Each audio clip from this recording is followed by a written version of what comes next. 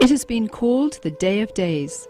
It is a time of magic, pageantry, warmth, generosity, and love. For many of us, our fondest childhood memories revolve around the traditions of Christmas. It is a time that many around the world celebrate as the birth of Jesus Christ, the Savior and Messiah of mankind. In recent years, however, the spiritual holiday has become a time of mass marketing and crass commercialism. Incredibly, many businesses derive more than half their yearly income during this period. The process of gift-giving, once thought to have come from the story of the wise men who offered gifts to the newborn Christ, has evolved into the buying frenzy we see today during the month of December. But what about the other Christmas traditions? Have you ever wondered why we decorate the Christmas tree? Why we light the Yule log? Why we hang the mistletoe? And why we teach our children to believe in Santa Claus? In the next hour, you will discover the true origins of Christmas. You may be surprised or even shocked to learn the source of your favorite holiday traditions. Chances are, you'll never look at Christmas the same ever again.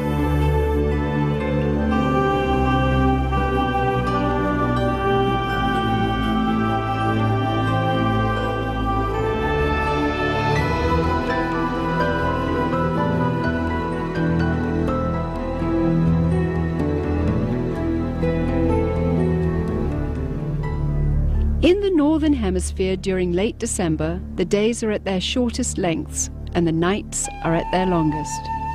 For those of the pagan world, this has always been the greatest time of the year to celebrate and practice the works of darkness.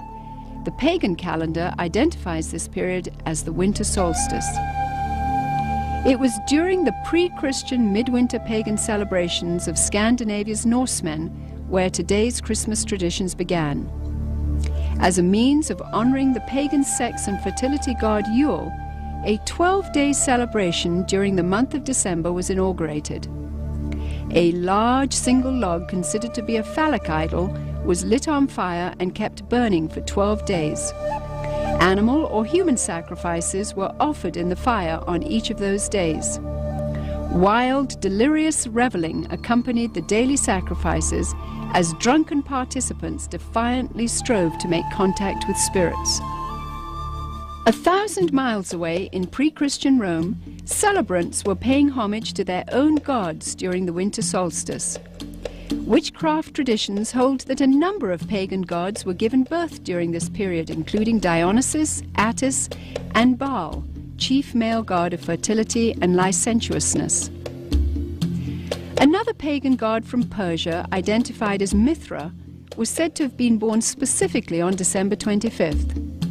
Mithra was the god of the unconquerable sun, the god of the light between heaven and earth, worshipped at that time by an influential Roman cult.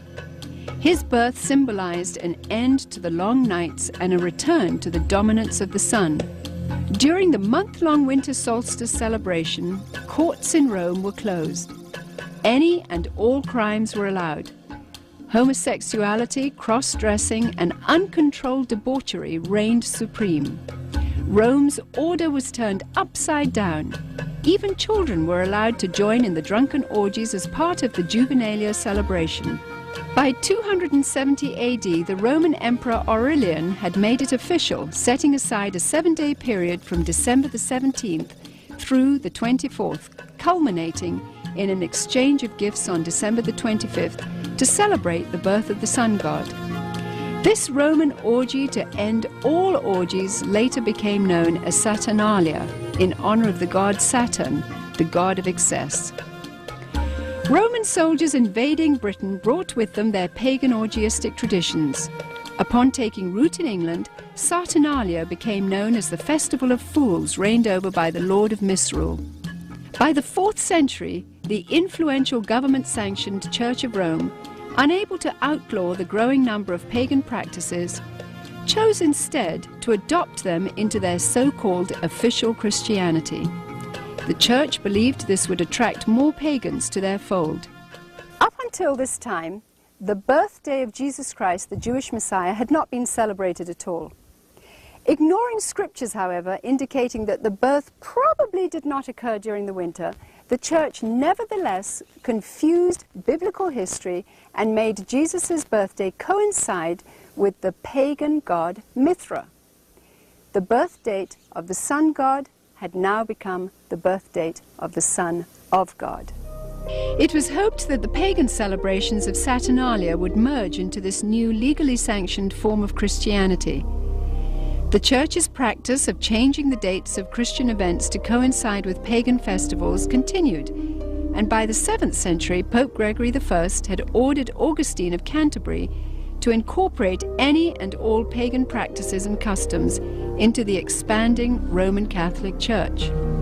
During the Middle Ages, the debased Mardi Gras atmosphere of what was now known as Christ's Mass had reached a fevered pitch. Common practices included open sex in the streets, rioting, murder, and a number of pagan druidic Halloween rituals. This blood-drenched celebration got so out of hand that by 1652, following the execution of King Charles I, Christ's Mass was finally outlawed in England. A religious reform movement began sweeping the country, led by Puritan Oliver Cromwell.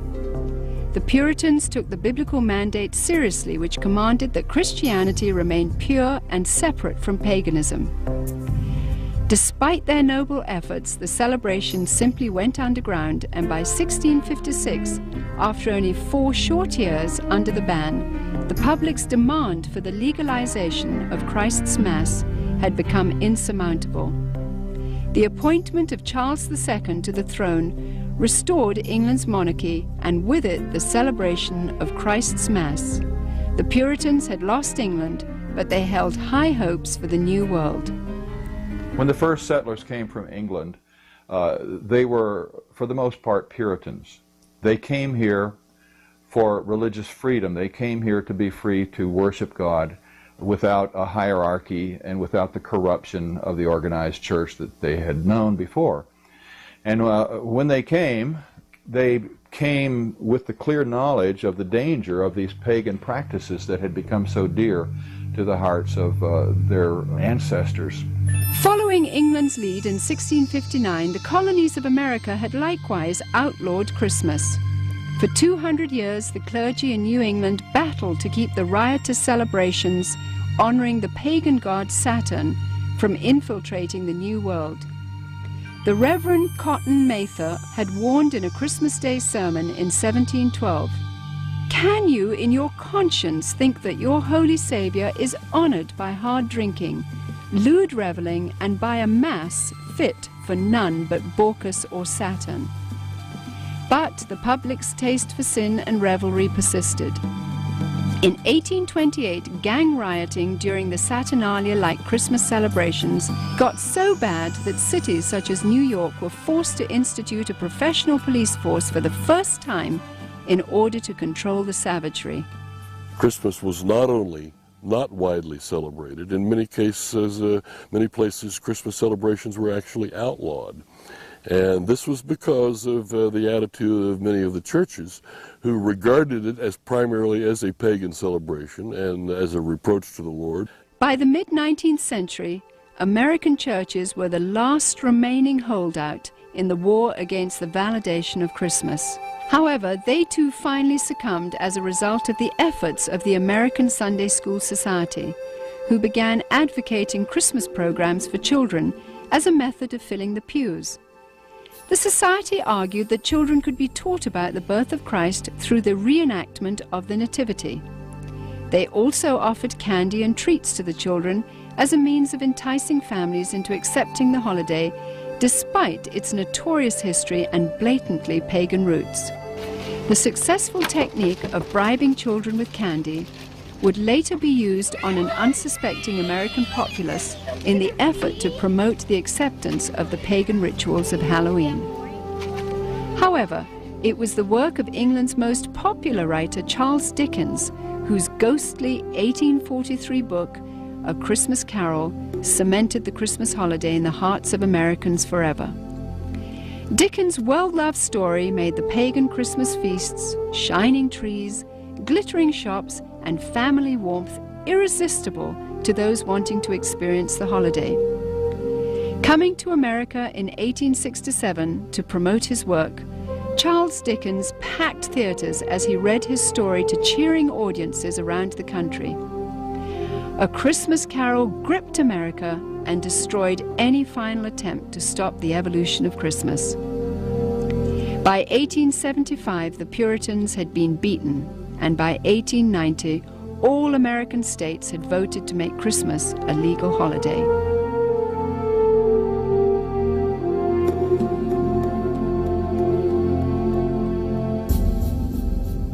Today's tradition of the Christmas Yule log stems directly from the worship of the pre-Christian Scandinavian fertility god Yule.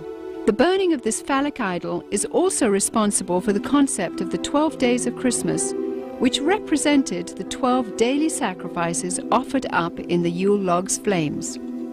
Another good example of the pagan elements of Christmas is the whole concept of Yule and the Yule log. The very term is derived from a Norse god, Yule, spelled J-U-L.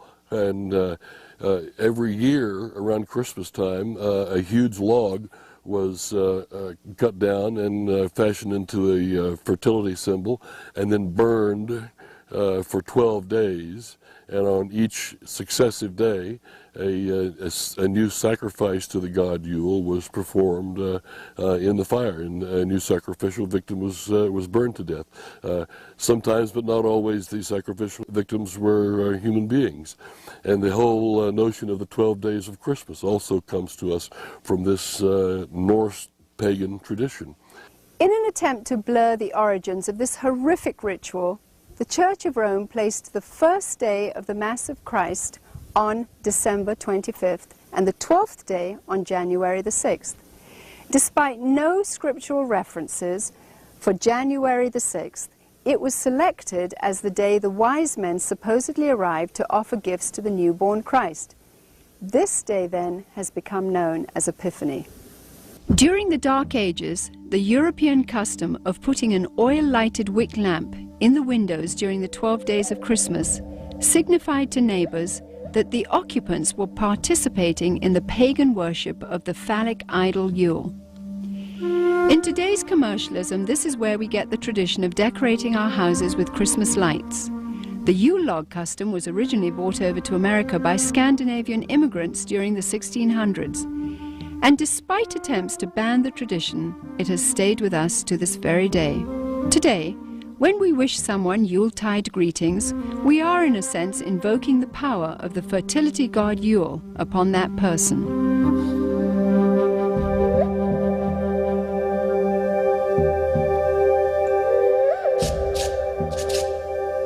During the Saturnalia celebrations, holly and other greens were hung over doorways as part of a pagan ritual to ward off evil. To deck the halls with boughs of holly was to acknowledge the powers of the nature gods. According to Wiccan rituals, placing holly or other greens in the shape of a circle or wreath accentuated its magical power. Similarly, mistletoe, when used in the casting of Wiccan or Druidic spells, could render a woman helpless and open to sexual exploitation. This is where we get our custom of hanging mistletoe in doorways today, and if a woman is caught underneath, she may be kissed and must not resist. The fir tree, the mistletoe, all of these things typically come from overtly pagan traditions, typically from Northern Europe, German, Norse, and English. Likewise, evergreen trees have always represented sex and fertility in pagan cultures. During the winter solstice, trees would be chopped down, brought inside, set up, and decorated as idols for worship. The Christmas tree was regarded as a sacred tree. The pagans of Northern Europe typically worshipped trees. They regarded trees and groves as sacred. So the bringing of the tree into the house would be a way of bringing this supernatural source of blessing into your home. That was the whole idea, that there were spirits who resided in the trees. In the Middle Ages, the tradition of the winter solstice Christmas tree primarily took root in Germany. During his reign, King George I, himself of German extraction, brought the custom to Victorian England. German immigrants settling in Pennsylvania did the same in America during the early 1800s. In 1848, the London Illustrated News published this famous engraving depicting Queen Victoria and her royal family beside a decorated Christmas tree. And within a few years, nearly every English household had their own tree in allegiance to the monarchy. By 1900, the U.S. Forest Service estimated that at least 1 in 5 homes in America had adopted the Christmas tree tradition. Thousands of years earlier, God, speaking through the prophet Jeremiah, warned against this pagan practice in the Old Testament. Thus saith the Lord, learn not the ways of the heathen, for the customs of the people are vain. For one cutteth a tree out of the forest, they deck it with silver and with gold. They fasten it with nails and hammers that it move not. Be not afraid of them, for they cannot do evil, neither also is it in them to do good.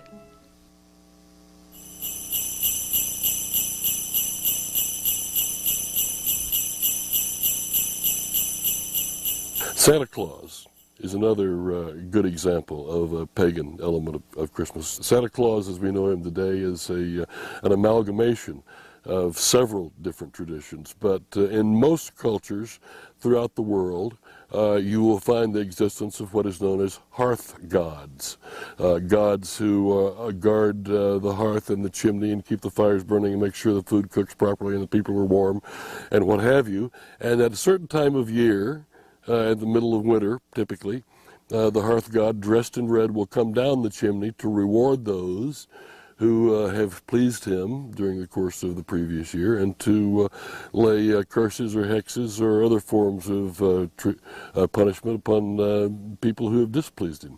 The concept of Santa Claus has had a long and winding history, with a number of diverse cultures contributing to the composite character we have today. Beginning once again in Scandinavia, Santa's original incarnation was in the form of Odin, the pagan god of thunder, a tall fellow with a long flowing beard who inhabited the spirit-infested Nordic forests. Odin would travel the sky during the winter solstice, deciding who would die and who would prosper. Most believers were frightened of this particular time of year. In England, Odin eventually evolved into Father Christmas, who, crowned with sprigs of holly, traveled the countryside getting roaring drunk as part of the Festival of Fools celebration.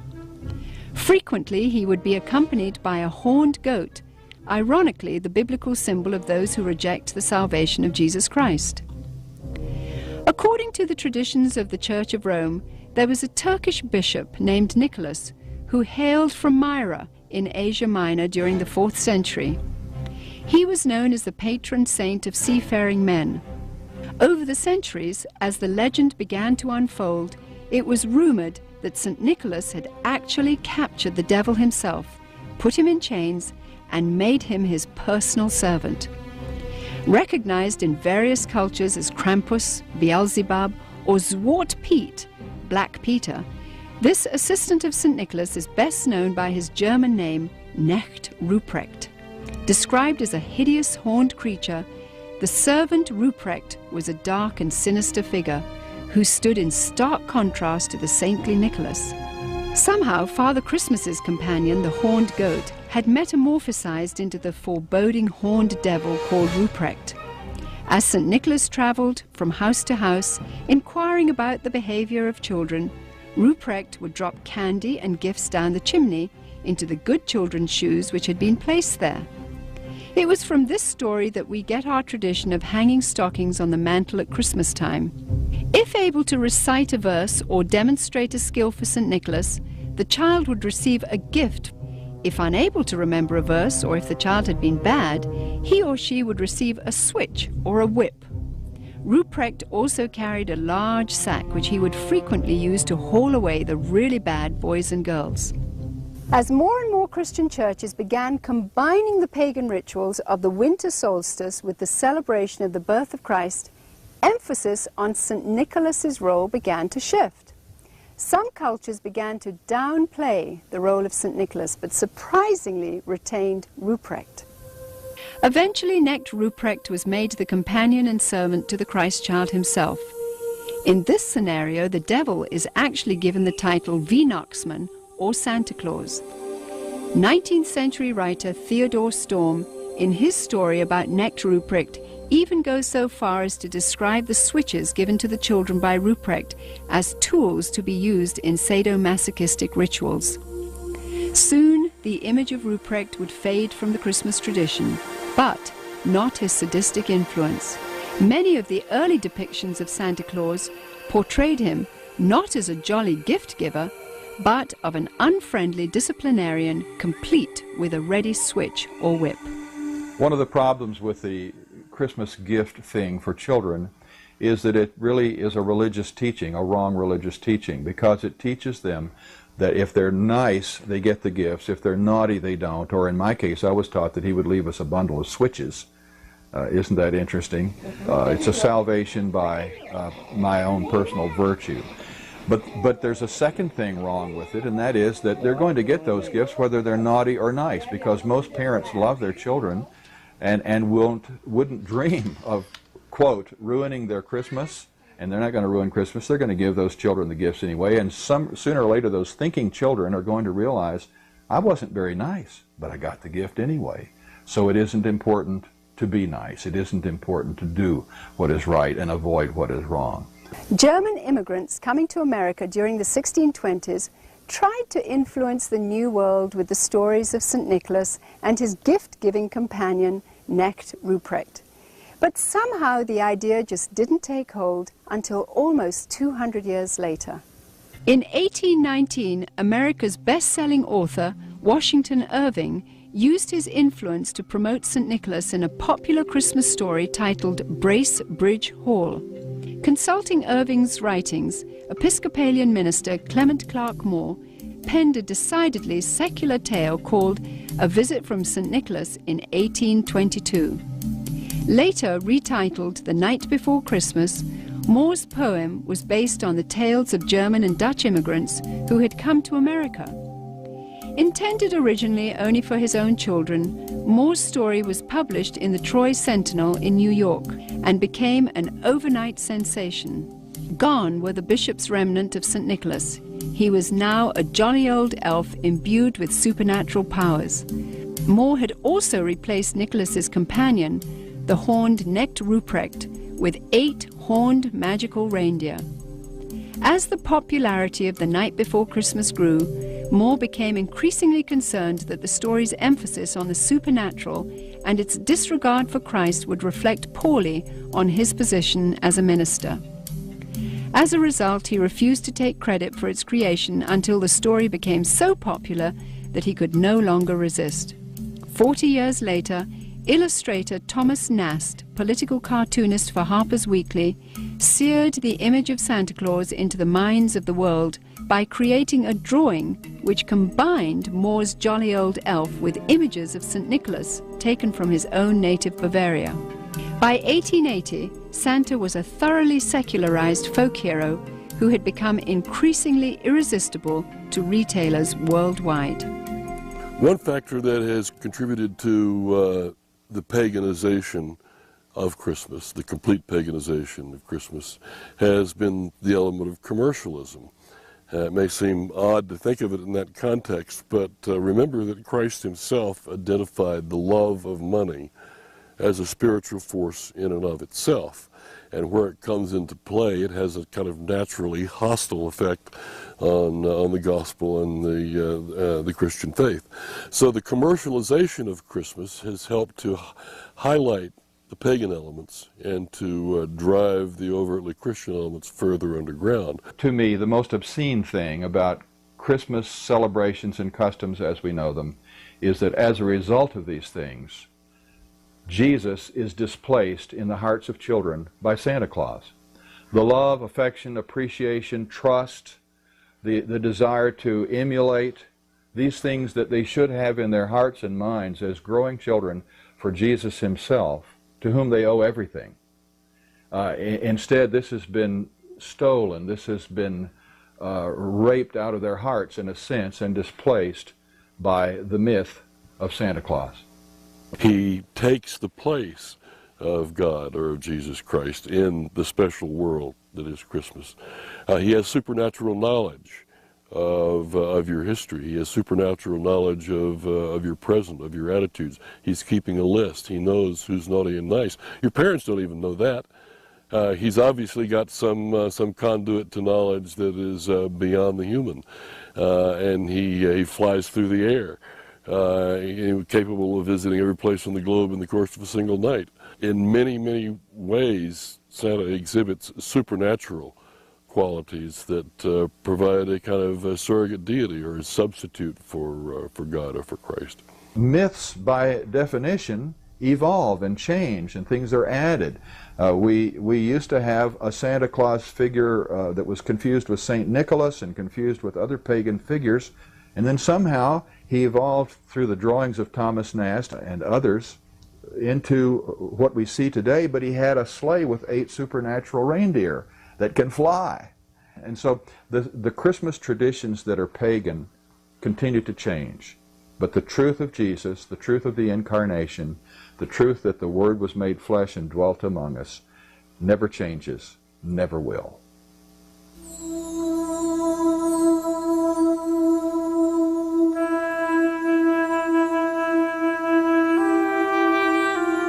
Various scriptures in the Bible, including the 2nd chapter of Luke, record the events surrounding the birth of the Messiah.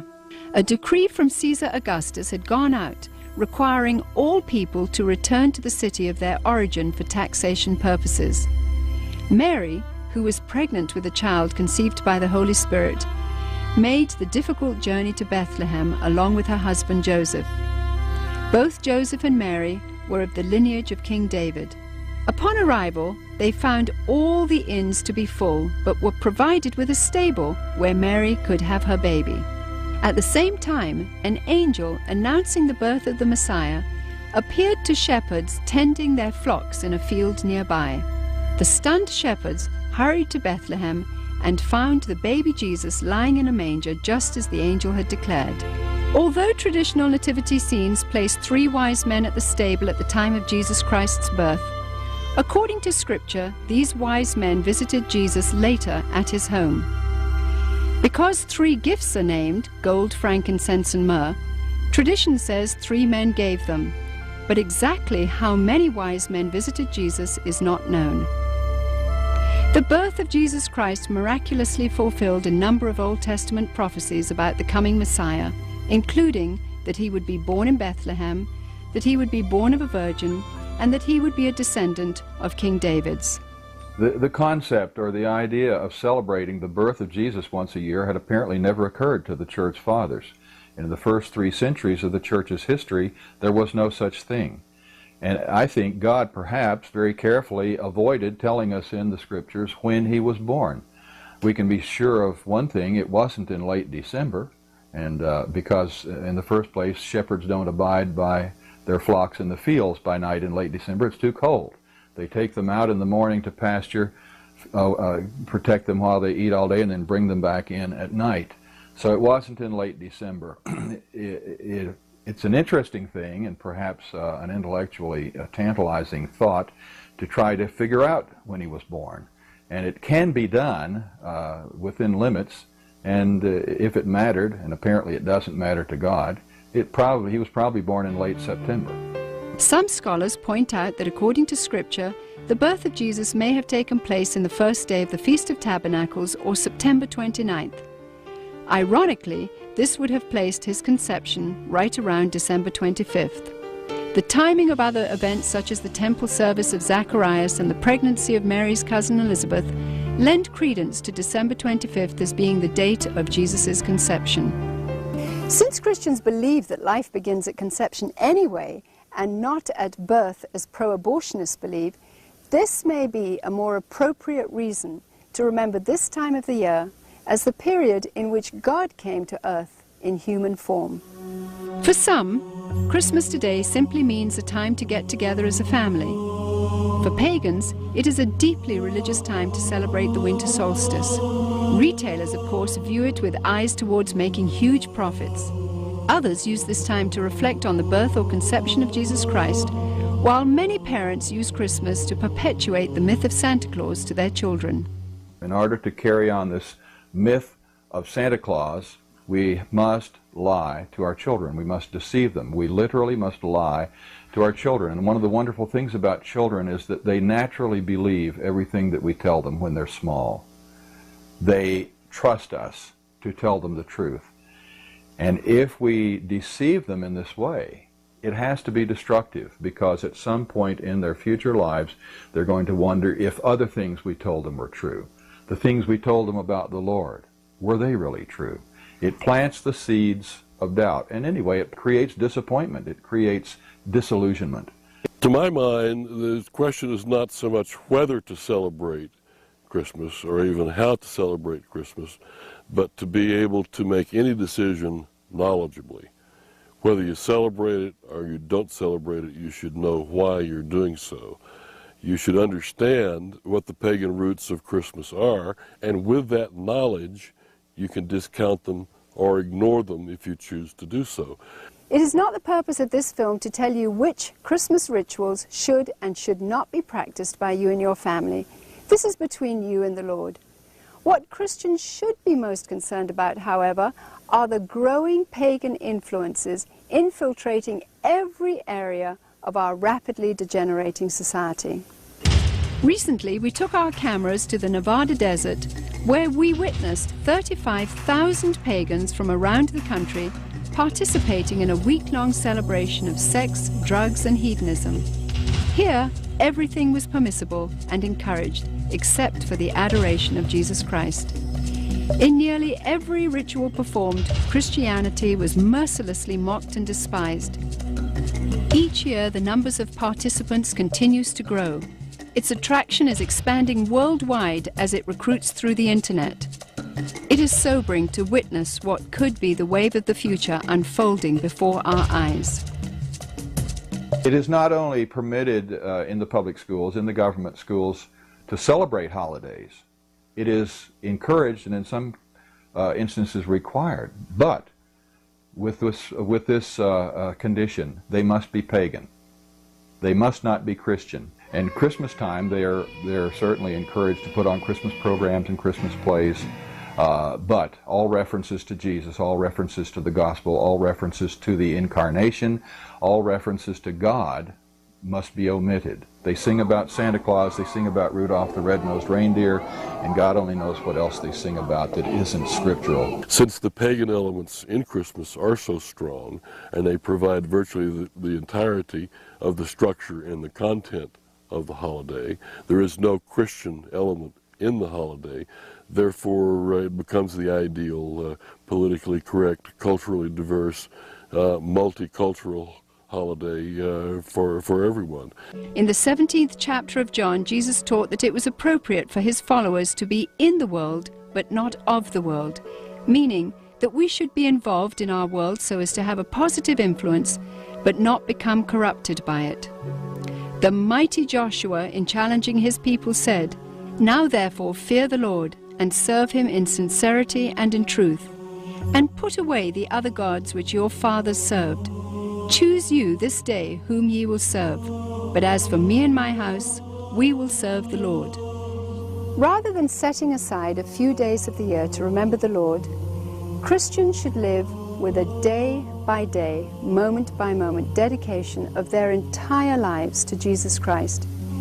Then, and only then, will they be able to have victory over pagan influences and to have an impact on society for God the Creator. To those with a heart for evangelism, Christmas time provides a wonderful opportunity to tell others about the true gospel, about God's plan of redemption, and the real purpose for Jesus Christ entering the world.